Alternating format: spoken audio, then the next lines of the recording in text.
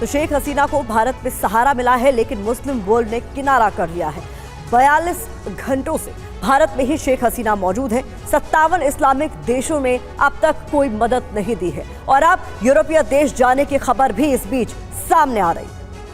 जी हाँ, और इसी से जुड़ी जो अहम अपडेट्स हैं वो आपको दे दें। सोशल मीडिया पर कैसे हसीना के शरण को लेकर इस्लामिक देशों पर सवाल उठ रहे हैं, ये भी अब आपको बता देते हैं। अलग अलग एक्स हैंडल से ये सवाल पूछा जा रहा है कि क्यों 57 इस्लामिक देशों ने आज की तारीख में शेख हसीना से कर लिया है किनारा।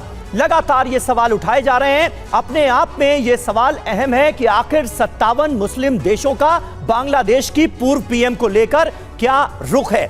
एक एक्स हैंडल से ये ट्वीट किए गए हैं, दुनिया में 57 मुस्लिम देश हैं, लेकिन एक इस्लामिक देश की मुस्लिम पीएम को हिंदू देश भारत में शरण लेनी पड़ रही है। हालांकि यहां पर हिंदू देश लिखा गया है भारत, ये उनके विचार हैं। उनके लिए भारत सुरक्षित जगह है, लेकिन अगर ऐसी स्थिति आई तो आप कहां जाओगे, कहीं नहीं, याद रखिए। ये कहा गया है इस एक्स पोस्ट में। और ये एक ऐसा ही पोस्ट नहीं, ऐसे कई और पोस्ट भी सामने आ रहे हैं। एक और हैंडल से जो बात कही गई है उसे समझिए। दुनिया में 57 मुस्लिम देश है, इसका जिक्र एक बार फिर किया गया, लेकिन एक इस्लामिक देश की मुस्लिम पीएम को हिंदू देश भारत में शरण लेनी पड़ी। यहाँ पर जोर दिया जा रहा है कि हिंदू देश भारत में ही शरण मिली है। जी हाँ, एक और हैंडल से देखिए क्या लिखा गया है। बांग्लादेश में भारतीय सेना की तैनाती हो। दुनिया में 57 इस्लामिक मुल्क हैं, लेकिन एक इस्लामिक देश की मुस्लिम पीएम को हिंदू नेता की मदद और हिंदू भारत में शरण लेनी पड़ी। मुस्लिमों ने हसीना के परिवार की बेरहमी से हत्या की और फिर वो हसीना की जान के पीछे पड़े हुए हैं। इस तरह की बातें लगातार अलग अलग एक्स हैंडल से की जा रही। और बता दें, एक और हैंडल से लिखा गया है 57 मुस्लिम देश है और दुनिया में उनकी 24.1% से ज्यादा जनसंख्या है। उनके पास सेना है, कई तो अधिकतर यूरोपीय देशों से ज्यादा अमीर है।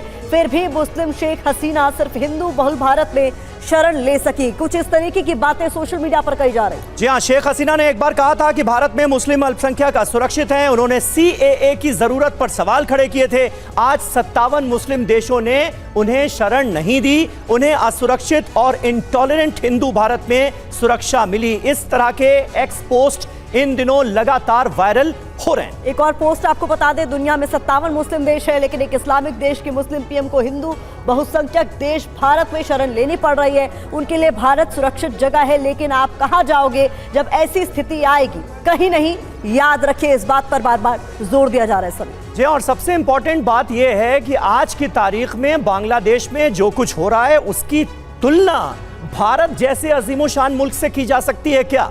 यह भी अपने आप में बड़ा सवाल है। जो हमने आपको एक्सपोज दिखाई उसमें यह बात कॉमन नजर आ रही है। लोग बांग्लादेश के हालात का जिक्र कर रहे हैं, तुलना भारत से भी करते हुए नजर आ रहे हैं। यह कितना ठीक है? आज इन तमाम मुद्दों पर हम बात करेंगे, क्योंकि सोशल मीडिया पर इन सारी बातों को लेकर एक बहस छिड़ी हुई है। हमारे साथ इस वक्त प्रोफेसर वीना सीकरी हैं, बांग्लादेश में भारत की पूर्व उच्चायुक्त। JK त्रिपाठी साहब हमारे साथ मौजूद हैं, फॉर्मर डिप्लोमेट। इसके अलावा एम्बेसडर महेश सचदेव साहब हमारे साथ मौजूद हैं। मजहरुल इस्लाम खालिक वरिष्ठ पत्रकार हैं, बांग्लादेश से हमारे साथ लाइव जुड़ चुके हैं। और एयर कमोडोर अशमिंदर सिंह बहल हमारे साथ मौजूद हैं, डिफेंस एक्सपर्ट के तौर पर। कामरान साकी मुझे नजर आ रहे हैं, वरिष्ठ पत्रकार इस्लामाबाद से, वो भी हमें ज्वाइन करेंगे। और मनीष झा और सुमित चौधरी लगातार हमारे साथ बने हुए हैं। मनीष, ये जो कमेंट्स आ रहे हैं, कुछ बांग्लादेश के हालात को लेकर चिंतित भी नजर आ रहे हैं। एक तरह की चिंता इन पोस्ट में नजर आती है। दूसरी बात जो कॉमन नजर आ रही है वो ये कि बांग्लादेश में आज की तारीख में जो कुछ हो रहा है वैसा ही कुछ भारत में तो नहीं हो जाएगा। ये आशंका अपने आप में कितनी वाजिब नजर आती है। क्या कहीं से कोई तुलना बांग्लादेश से हमारे मुल्क की जा सकती है? क्या यह वाजिब है? देखिए, सबसे बड़ी बात है, पहले तो जो कमेंट है उस पर आपने भी कहा, देखिए भारत एक धर्मनिरपेक्ष राष्ट्र है और इसलिए इस कमेंट को जिस तरीके से प्रायोजित किया जा रहा है उससे कम से कम TV9 सहमत नहीं है।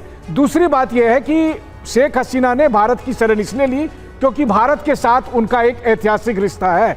जिस समय वो शेख हसीना प्रधानमंत्री नहीं बनी थी, जिस वक्त उनके परिवार को सबसे बड़ा खतरा था, तब भी उन्होंने भारत में ही शरण ली थी। इसीलिए वो भारत आई थी, ना कि वो ये सोच कर आई थी कि चलो मैं एक हिंदू मुल्क चलता हूं। दूसरी बात यह है, भारत पर खतरा है। देखिए, भारत उन देशों में से शुमार है जो आज वैश्विक पटल पर अपनी एक प्रभावी भूमिका निभा रहा है।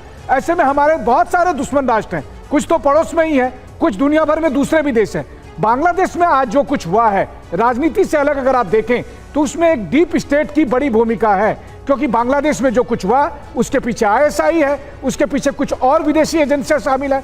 ऐसी स्थिति भारत में ना आए, उसके लिए भारत की सरकार, भारत की एजेंसियां के साथ साथ भारत के राजनीतिक दलों को भी सतर्क रहना होगा। अगर राजनीतिक दल इसका फायदा उठाने की कोशिश करेंगे तो फिर भारत में भी कुछ हो सकता है, और इसीलिए हम सब की जिम्मेदारी है उससे सतर्कता रहे, ताकि डीप स्टेट के लोगों को यह मौका ना मिल सके कि वो भारत में किसी भी तरह की ऐसी कोई कार्रवाई कर सके।